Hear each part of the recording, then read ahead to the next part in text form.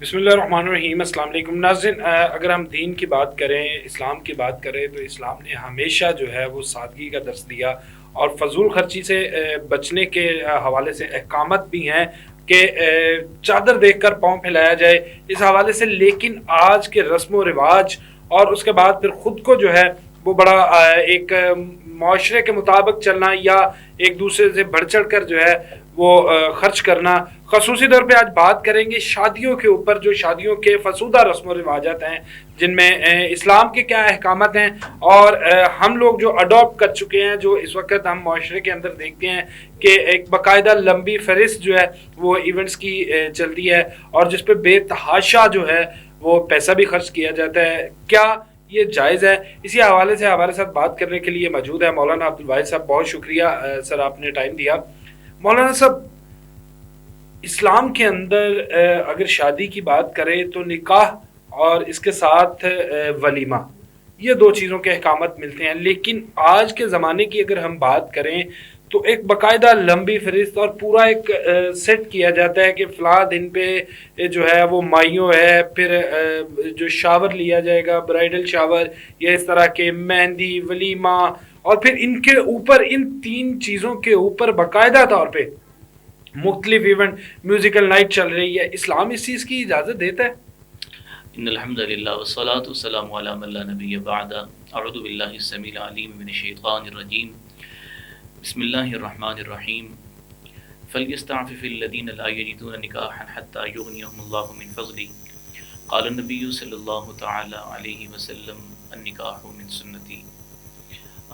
इंतहाई शुक्रगुज़ार हूँ आपका कि आपने एक अहम मौजू का इंतखाब किया और फिर इंतखाब के साथ मुझे आपने ये मौका मुयस्सर फरमाया कि मैं इस हवाले से कुछ निगारिशात, गुजारिशात अर्ज़ कर सकूँ। देखिए मेरे भाई, इस वक्त हमारे यहाँ आज यानी नवंबर का महीना उसका आगाज़ हो चुका है और शहर लाहौर में और जितने यानी जो अमूमन पंजाब के दीगर शहर सूबों के गर्म इलाके हैं, अमूमन इन महीनों में यानी ने शादियों का सीज़न समझा जाता है। तो जो आपने रस्में ज़िक्र की हैं, इन रस्मों के हवाले से अगर कुरान करीम, कुरान रशीद का मुताला किया जाए तो नबी करीम सल्लल्लाहु ताला अलैहि वसल्लम के जो बिअसत के मकासद हैं, उन मकासद में एक युहिल्लु लहुमुत तय्यिबात युहर्रिमु अलैहिमुल खबाइथ व यज़अु अन्हुम इसरहुम वल अग़लाल अल्लती कानत अलैहिम। नबी करीम सल्लल्लाहु ताला अलैहि वसल्लम ने वो जो जहालत की रस्में थी, जो जहालत की रस्मों के तौक़ इंसानियत के गलों में डले हुए थे, सरकार दो आलम सल्लल्लाहु अलैहि वसल्लम ने उन जहालत के जो है ना वो रस्मों के तौक़ हमारी गर्दनों से उनके बोझ उठा के जो है ना वो साइड पे रखे, यानी रस्मों से आज़ाद किया। आज चूँकि सोसाइटी में ये है, आपके तवज्जुह से अर्ज़ करना चाहूँगा कि जो मकासिद शरीयत हैं, अहकामात शरीयत हैं, उनकी तरफ तवज्जो नहीं है। मसलन की बात है, निकाह है असल चीज़ कि जो दो लड़का लड़की नामहरम जो थे कल तक उनको अब जोड़ता है, बाहम एक दूसरे का लिबास करार देता है। उस हवाले से कोई फ़िक्र नहीं है, कोई यानी कोशिश नज़र नहीं आती। आज आके जो रस्में हैं और वो रस्में कि जिसने हमें जीते जी जो है ना वो माशी तौर पर हमारे जनाजे निकालने के लिए कोई कसर नहीं छोड़ रखी, दिखलावा और रयाकारी के हवाले से। कुरान करीम ने तो उसकी नफ़ी कर दी कि सरकार दो आलम सल्लल्लाहु अलैहि वसल्लम ने ऐसी रस्मों के तौक़ इंसानियत के गलों से उठाकर साइड पे रख दिए। अब अपनी सोसाइटी को अगर देखते हैं, माशरती तनज़्ज़ुली की हालत ये है कि जनाबे वाला मायूं जो है वो करवाया जा रहा है, फिर आप जो है ना वो ब्राइडल वाश है, कोई और चीज़ें हैं, फ़लाँ लटन पटन इस तरह की चीज़ें आ गई हैं कि हर इलाके, हर जगह की जो रस्म है वो जुदा जुदा नज़र आती है। किसी जगह पर क्या है, किसी जगह पर क्या है। बाज़ जगह पर तो धुले के हवाले से कि उससे सारे मिलकर जो है ना वो अंडों की बरसात करते हैं। भाई ये तकलीफ़ में डालना कि खुशी है तो खुशी का दायरा भी तो शरीयत ने दिया है। और फिर जो इसराफ़ और तब्ज़ीर है, दो चीज़ें इस वक्त जो है ना, बल्कि मैं ये करना चाहूँगा कि खुशी के साथ गमी के मौके पर भी हम इसराफ़ और तब्ज़ीर में मुब्तला नज़र आते हैं। कुरान करीम ने फरमाया इन्नल मुबद्दिरीन कानु इख्वान शयातीन, फ़ुज़ूल खर्ची करने वाले वो शैतान के भाई हैं। इन्नल्लाह ला युहिब्बुल मुस्रिफ़ीन, अल्लाह ताला اسراف کرنے والوں کو پسند نہیں فرماتا۔ اسراف کیا چیز ہے؟ کہ خرچ کرنے کی جگہ پر حد سے تجاوز کر جانا۔ مثلاً کی بات ہے کہ مجھے ایک چیز 1000 روپے کی مناسب مل رہی ہے اور میں 1000 روپے کی مناسب چیز کو چھوڑ کر میں اپنے آپ کو اپنا سٹیٹس شو کرنے کے لیے وہ چیز 20,000 روپے میں کرتا ہوں، وہ چیز آگے دگنا چگنا رقم کی طرف لے جانے کی کوشش کرتا ہوں، تو یہ ہے اسراف۔ ان اللہ لا یحب المسرفین، اللہ تعالیٰ اسراف والوں کو بھی پسند نہیں فرماتا۔ اب رہی بات کہ کیا اسلام خوشی سے منع کرتا ہے؟ اسلام خوشی سے منع نہیں کرتا، اسلام خوشی منانے کا پورا پورا موقع دیتا ہے۔ سرکار دو عالم صلی اللہ علیہ وسلم خوشی کے موقع پر خوش ہوتے تھے، صحابہ اکرام علیہ الرضوان کا بھی طرز عمل ہمارے سامنے ہے۔ اور آج کی سوسائٹی میں جو بے جا قسم کی رسمیں ہیں، یہاں مہر بھائی یہ بھی تھوڑا سا عرض کروں گا کہ جو رسموں کی بات ہے نا، کیا ہر رواج اسے چھوڑ دیا جائے، ہر رسم کو ترک کر دیا جائے؟ یہاں ایک اصولی بات ذہن میں رکھیں، وہ اصولی بات یہ ہے کہ جو رسم اور جو رواج شریعت سے متصادم ہوگا اس سے سائڈ پہ کیا جائے گا۔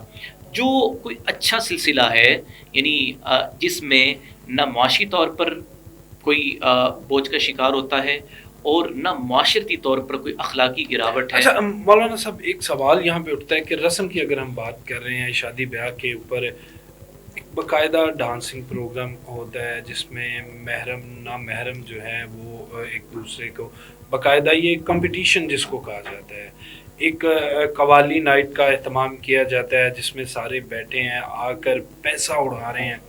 یہ تمام چیزیں اس کے لیے ایک تکلیف دہ ہے جو ان چیزوں کو افورڈ نہیں کر سکتا، یا جس کے بچے جو ہیں اس چیز کی خواہش کرتے ہیں۔ دیکھیں، سب سے پہلی بات یہ ہے کہ مہندی کی رات قوالی نائٹ کرنا، سارے فیملی ممبرز، مرد ہیں عورتیں ہیں، ایک مخلوط اجتماع ہوتا ہے۔ گو کہ قوالی میوزیکل جو یعنی آلات ہیں ان سے اگر خالی کوئی ایسی بات کرتا ہے، قوالی کا بنیادی طور پر مطلب یہ ہوتا ہے کہ نصیحت کی باتیں، اور وہ اگر کوئی کسی موقع پر اس کا اہتمام ہو جاتا ہے تو وہ ایک الگ چیز ہے۔ لیکن قوالی نائٹ باقاعدہ مخلوط اجتماع کرنا، مرد اور عورتیں اکٹھی ہیں اور پھر وہاں بے حیائی کی حدود کو پار کیا جا رہا ہے، اس کی تو قطعاً کوئی گنجائش نہیں ہے۔ لیکن ستم ظریفی یہ ہے کہ سوسائٹی میں یہ ایک سٹیٹس کا جو مطلب معیار یہ بن چکا ہوا ہے اس طرح سے کہ جناب والا انہوں نے قوالی نائٹ پہ فلاں قوال کو بلایا تھا، انہوں نے میوزیکل جو ہے نا وہ پروگرام کیا تھا، اس میں فلاں گلوکار آیا تھا، انہوں نے ڈانسنگ جو ہے وہ پروگرام کیا، اس میں فلاں ڈانسر کو بلایا گیا تھا اور انہوں نے یہ کیا تھا، انہوں نے وہ کیا تھا۔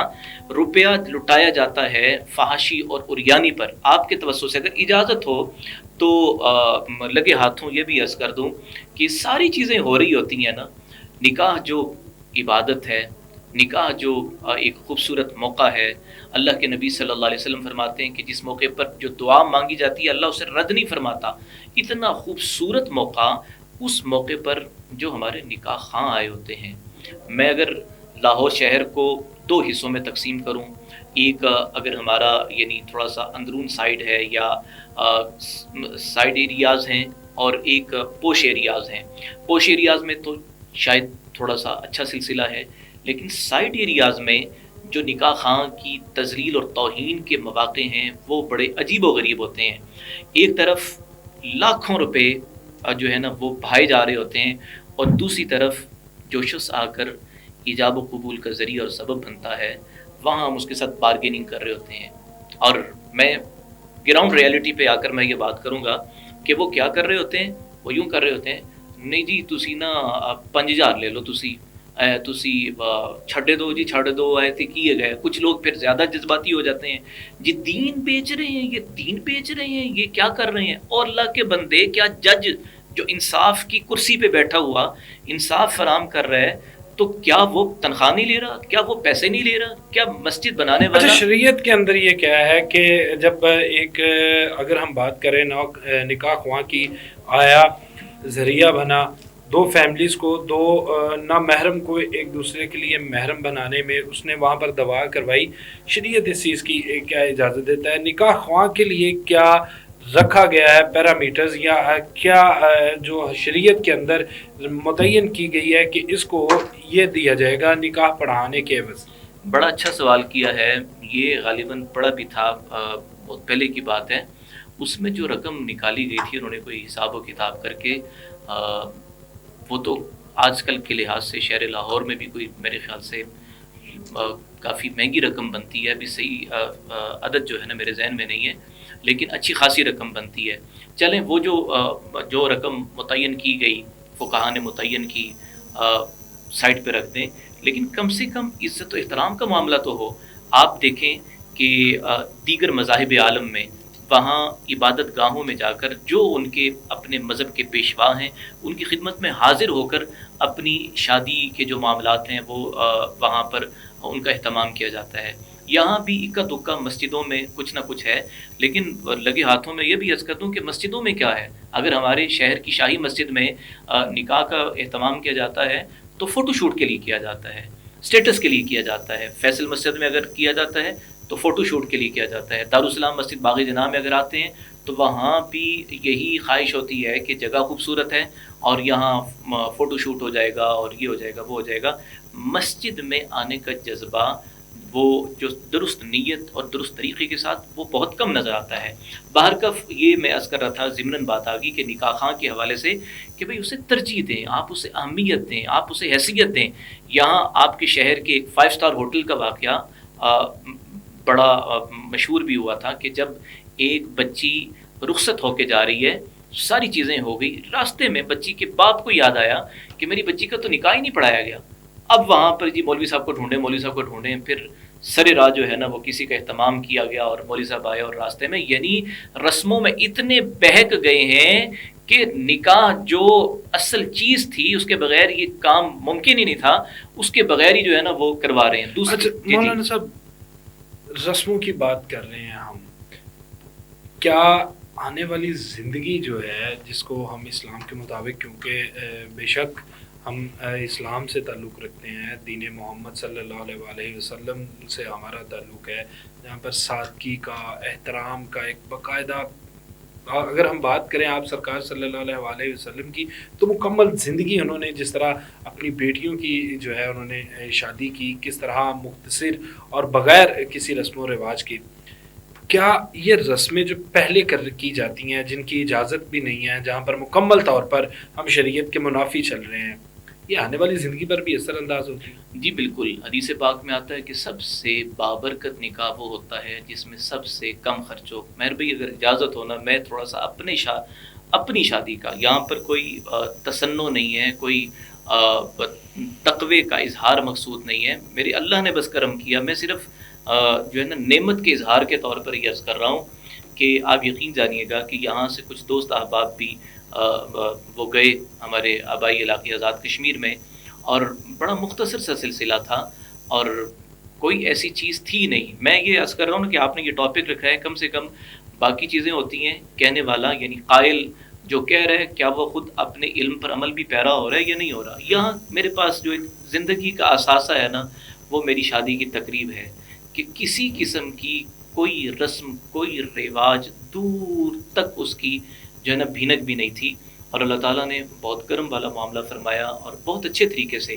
یہ نہیں ہے کہ یہاں کچھ یہ کہیں جی کہ شادی تو خوشی کا موقع ہوتا ہے، آپ نے پھر کیا مطلب اس موقع پر رشتہ داروں نے کیا انجوائے کیا، آپ نے کس طرح سے اپنی جو ہے نا وہ شادی کی تقریب کو انجوائے کیا۔ اللہ تعالیٰ جزائے خیر دے، ہمارے کچھ دوست احباب گئے، اور یہ بھی آپ دیکھیے کہ اللہ تعالیٰ نے کتنا کرم کیا کہ میں اپنی بارات لے کر آ رہا ہوں اور وہی میرا ہنی مون بھی بن گیا، کہ یعنی نکاح ہوا، اس کے بعد وہیں ہم ٹھہرے 2-3 دن، اور پھر جب واپس لاہور آ رہے تھے تو راستے میں ہمارے دوست احباب تھے، اللہ تعالیٰ ان کو جزائے خیر دے، حاجی عرفان اور دیگر انہوں نے باقاعدہ وہ کیا کہ بھئی فیصل مسجد دیکھتے ہوئے جائیں، مری کی سیر کرتے ہوئے جائیں، جو میں نے زندگی میں کبھی دیکھی ہی نہیں تھی، گزرتے ہوئے مطلب عرصہ ہو گیا تھا، کبھی نہیں دیکھا تھا، راستے میں یہ ساری چیزیں ہوئی، یہ من جانب اللہ۔ اللہ تعالیٰ بڑا کرم فرماتا ہے، اللہ تعالیٰ ایسے نہیں چھوڑتا کہ آپ اگر کوئی چیز قدم اٹھاتے ہیں تو اللہ تعالیٰ ایسے ہی چھوڑ دے گا، اللہ تعالیٰ زندگی کی لذتیں عطا فرماتا ہے۔ من عمل صالحا من ذکر او انثی وهو مؤمن فلنحینہ حیاتا طیبہ، اللہ حیات طیبہ عطا فرمائے گا۔